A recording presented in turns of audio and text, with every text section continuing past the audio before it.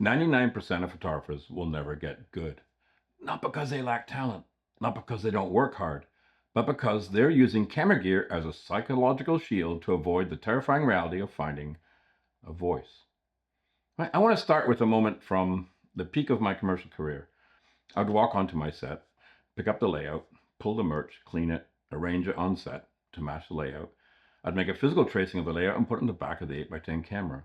Then I'd place the camera intuitively, right? I'm not using any measuring tapes or calculations. I just, okay, this is where it should be.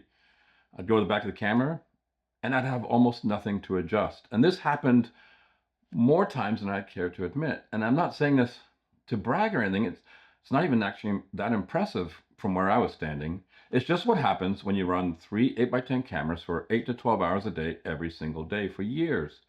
Right? Eventually, the camera stops being something you operate. It becomes something you think through. It's almost like an extension of your physical self. The decision is made before your hands move. And every time I watch somebody on YouTube carefully, methodically, learning to use a large format camera step by step, checking every movement, it kind of hurts my soul. Not because they're doing it wrong, well, but because what I'm watching is someone learning to drive in an empty parking lot when the job was always on the freeway in rush hour every day, no exceptions. See, that's the distance between information and experience. That gap is what this channel is about. And it is the exact reason why 99% of photographers stay stuck. They're suffering from gas, right? Gear acquisition syndrome. Yeah, it's a real thing. It's not in the DSM yet, but give it time. The pharmaceutical industry is probably working on a treatment that comes bundled with a camera strap. See, gas is the quiet, persistent, completely sincere belief that the camera is what's standing between you and the work you want to make.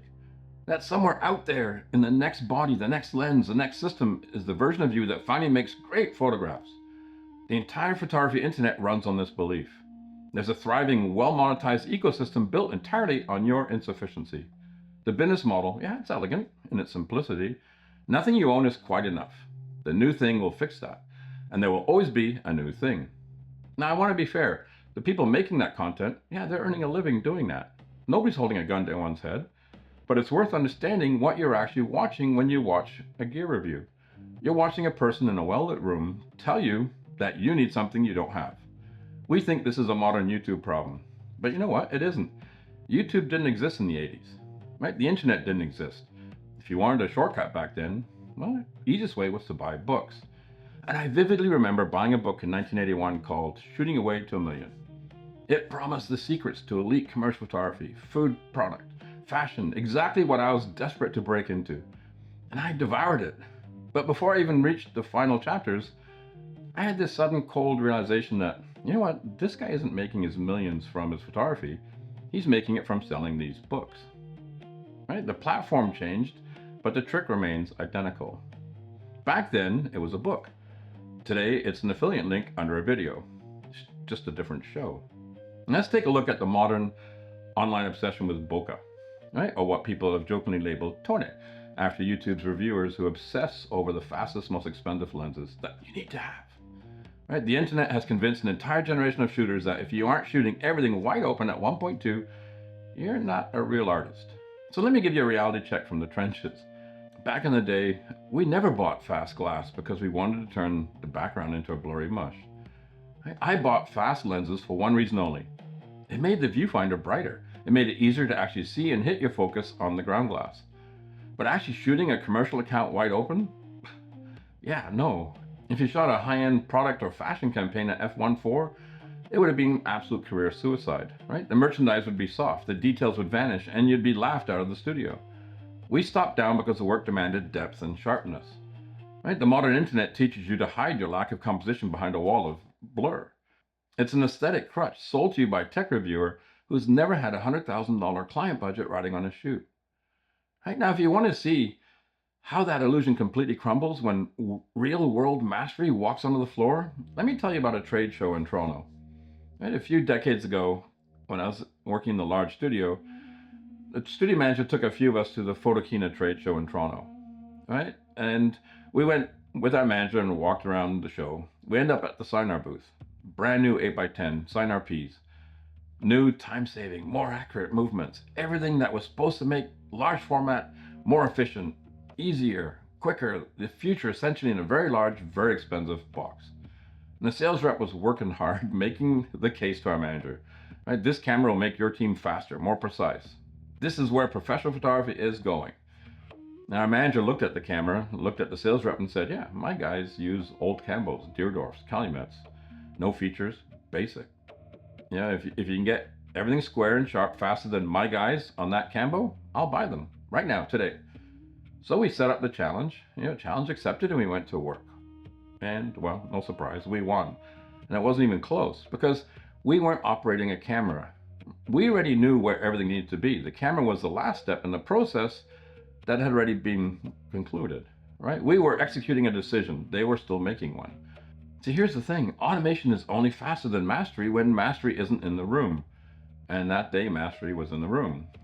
But here's the part people really don't talk about because it doesn't make for comfortable content. That mastery didn't come from passion or from the gear. It didn't come from watching the right videos or reading the right books. It came from consequence. You ran 3 8x10 cameras, 8 to 12 hours a day, non-stop with real clients and real deadlines. One of two things had to happen. You either got really, really good or you got fired. The 99% live in a world of endless retakes, firmware updates, and consequence-free shooting. The top 1% come out of a crucible. This isn't a hypothetical theory, right? I watched the weight of that reality break good people, good photographers. A friend of mine, we went to college together, graduated from the same photography program at the exact same time. We were so neck and neck that the dean couldn't decide who to give the top award to, so he split it and gave it to both of us. We were both given cameras. I got the Nikon FE, and that free camera started my entire venture into the Nikon equipment ecosystem. Fast forward 5 years, and we ended up working in the exact same studio. He was good. He had the same pedigree I did, but he did a major fashion shoot for the studio with about 30 models. The film came back from the lab. Most of them were soft or Autofocus. And that was the last I ever saw him in that studio. There was no participation trophy for almost getting the focus right. You don't get placed on a performance improvement plan. You don't get a warning. You're just gone today. Now here's the dark irony. That system, the one that sounds brutal, was actually the most honest feedback loop that has ever existed in photography. You either made the work or you didn't. The camera had absolutely nothing to do with it. So let me give you the largest proof of this argument, right? Hollywood.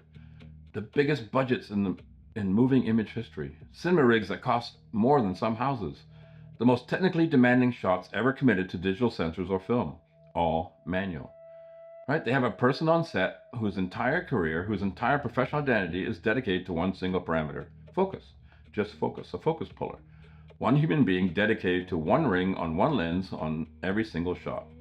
They're not doing this because they can't afford autofocus. They're doing it because at that level of intention, at that level of craft, a human being making a dedicated decision on every frame is not old-fashioned. It's the standard. And speaking of autofocus, people talk about how fast it is, right? Yeah, in some situations, yeah, I agree. But in the majority, no. When I look through the viewfinder with, if there's 5 different people in the shot, all different distances from the lens, I can instantly decide who I'm going to focus on. I don't move a focus box from face to face to face. I focus on whatever I want the attention to go to instantly. Autofocus can't do that. It has no idea what's in the frame. It doesn't see people. It sees contrast patterns that either statistically correlate with eyes, if it can detect eyes. What it can't do is it can't detect that the woman slightly soft in the background is the one the whole image is actually about. Now that's not a limitation the next firmware update will solve. That's a fundamental category error. The camera's making an editorial decision it has no business making. Hollywood isn't romantic about manual. Hollywood is practical about it. And their conclusion after all the budgets, all the technology, all the options available is that a human who knows what they're doing beats automation when the work actually has a lot on the line. That's the same argument. Much bigger budget, but the same answer. Okay, let me make a distinction here. In the studio, when I'm doing client work, commercial shoots, my cameras are all in manual mode. 100% of the time. Full control, composition, lighting, how the camera is capturing a scene.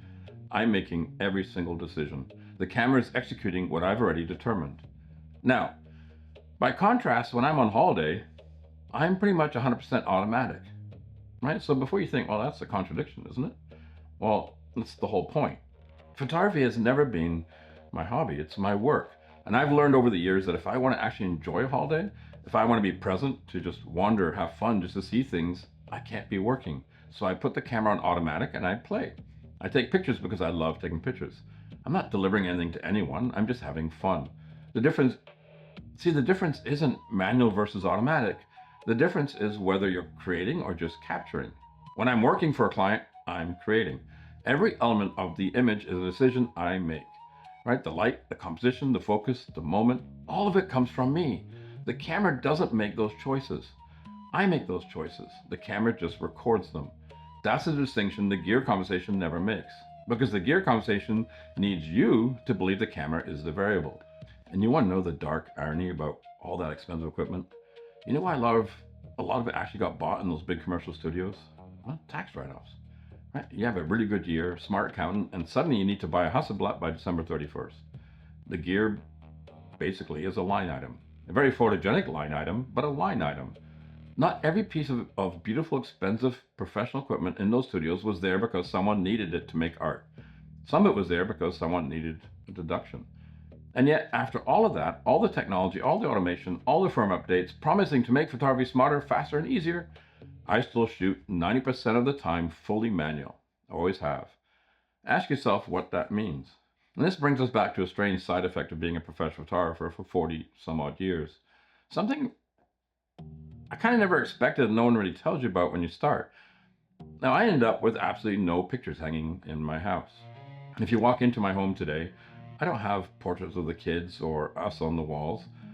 I have paintings, some paintings I've done, not necessarily of people, but just expressions. But there's not one single photograph hanging anywhere in our house. Right? And it reminds me so much of growing up as a kid. You know, my dad ran Bata Shoes for various countries. He was an executive for one of the biggest shoe manufacturers in the world. And yet, as the son of a shoemaker, I ran around barefoot probably 90% of my childhood. See, here's the odd part. When you spend your entire life giving everything you have to a very specific tool, you don't need to surround yourself with it when the lights go down. So let's come back to what actually made those classic photographers. The ones who could walk into a studio, place an 810 camera intuitively, and have almost nothing to adjust. Right? Well, it wasn't the gear. It's not passion, not the right YouTube channel. It comes down to consequences, real stakes, non-negotiable deadlines. Work that just had to be right, because if it wasn't, real people lost money and you lost your job. It reminds me of when my wife Jen and I first met. I used to drive her absolutely crazy. She'd walk into my studio and see piles of boxes and layouts of merchandise that had to get shot, that week or that day. And from her perception, I was completely ignoring them. I wouldn't touch a single thing. Not a light, not a camera, not a single piece of product. Because I wasn't ready to shoot. Now here's what I was actually doing. I was doing the actual work. I was visualizing the finished product in my mind's eye in absolute, concrete, undeniable detail. And to be completely honest with you, I'm a bit of an adrenaline junkie. So I love the pressure of waiting until the absolute last minute. Because when you have no time left, you physically can't screw it up. There's no safety net, no time to redo it. Now, the second that image was entirely built inside my head, I would step up, turn on the lights, because I knew exactly where everything had to be, and manifest it onto film, or later onto a digital sensor. Right? The camera didn't find the shot. I just recorded what I already knew. Now, all the different aspects I've touched on in this video, that system, ruthless as it sounds, created something no amount of equipment can replicate. It created photographers who understood at a cellular level that the camera was never the point. The light was the point. The composition was the point. The decision already concluded before your hands moved was the point. Right? I've been shooting for 40 years, 810 film, medium format, digital bodies that cost more than cars. And I still have my Nikon D2Hs from 2003. They're still as relevant today as they were then. I mean, my D1X, what has changed since I bought it? Right? The printing press is still 300 DPI. None of that has changed. It was a relevant body in 2001. It is still relevant today. Right? The work came from the same place every time. Not from the camera, from knowing what I wanted before I picked it up. That's what gas can never sell you. The thing no gear purchase, no upgrade, no new release will ever give you. You either know what you want before you raise the camera, or you don't. And no camera in the world changes that. I'm creating it. It's not creating me. And if you've ever stood in front of a shot and just known before you touched a single dial exactly where everything needs to be, tell me about it in the comments. And if you're not there yet, stay with me. That's exactly what we're here for. Thank you.